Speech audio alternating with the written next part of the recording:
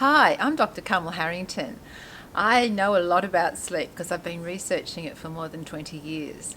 And so I've been asked today to talk a little bit about sleep, especially now that you're undertaking this amazing challenge.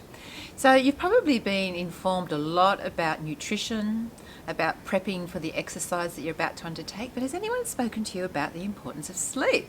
Because you know what? There's three pillars of health. There's nutrition, there's exercise, and there's sleep. And sleep absolutely is vital for our ongoing good physical and mental health.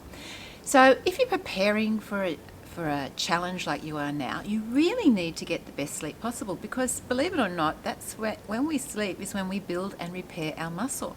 So if you're doing a little bit of preparation work and you're sort of feeling a bit sore and tired, then what you need to do is actually sleep well that night and you actually get much better muscle power build up over a period of time. But don't be too hasty just to think about your physical health, because so too is our mental health affected when we don't get enough sleep. And in fact, research tells us that if you have sleeping issues or you don't get the sleep that you need on a regular basis, over a period of 12 months to 5 years, you're 5 times more likely to develop mental health and depression than those people who actually sleep well on a regular basis. So keep in mind when you're getting ready for this challenge, not only does sleep keep us physically well, it also keeps us mentally well. And there's just one more thing I'd like to chat about now, especially in the times of the pandemic, which has changed the world for all of us. But we now are spending a lot of time trying to make sure that we keep well in the short term, right? We don't want to catch a cold or a flu, and we certainly don't want to catch the COVID-19 virus. So it's interesting to know that sleep underpins our optimal immunity performance. And when we sleep, we get natural killer cell activity happening. Now this is a firing up of the immune system, and this natural killer cell goes around and mops up all the viruses and foreign material that may have been in your body, like mutated cells. And the great thing is it mops it all up and keeps us well.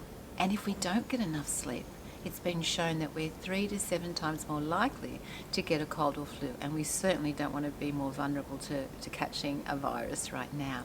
And the other thing we know in regard to our immune function is the effect of sleep deprivation on our gut biome and our gut health.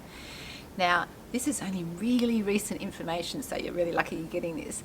What we have found out is that if you don't get the sleep that you need, it changes the function, the diversity of the gut biome.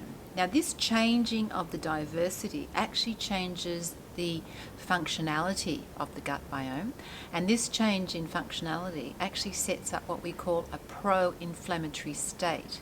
Now, a pro-inflammatory state, I'm sure you think doesn't sound good, and it isn't, because it sets us up for poor health both in the short and long term.